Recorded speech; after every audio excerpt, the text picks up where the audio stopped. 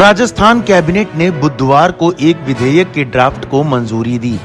इस विधेयक का नाम है the Rajasthan prohibition of transfer of immovable property and provision for protection of tenants from eviction from premises in disturb areas bill 2026।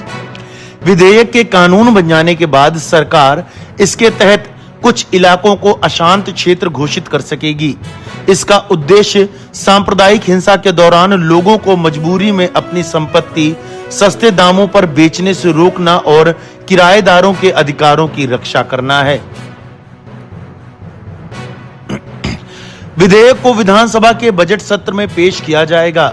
Cabinet से इस bill के पास किए जाने के बाद इस पर राजनीति भी शुरू हो गई है। विपक्ष इसे राजस्थान के सामाजिक ताने बाने पर प्रहार बता रहा है।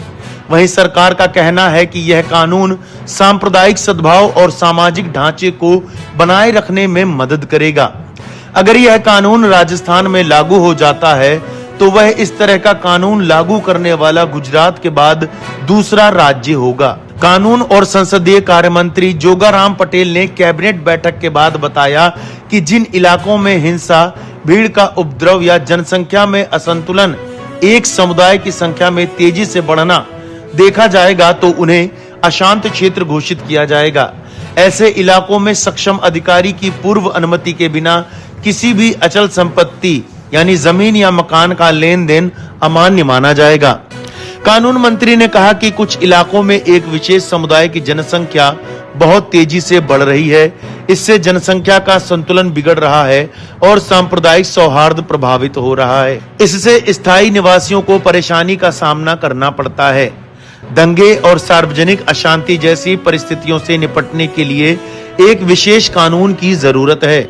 कानून मंत्री के मुताबिक सांप्रदायिक हिंसा से प्रभावित इलाकों में रहने वाले लोगों को अक्सर अपनी संपत्ति बहुत कम कीमत पर बेचने के लिए मजबूर किया जाता है। इस विधेयक में ऐसे मामलों को गंभीर अपराध माना गया है। ये अपराध गैर जमानती और संज्ञेय होंगे।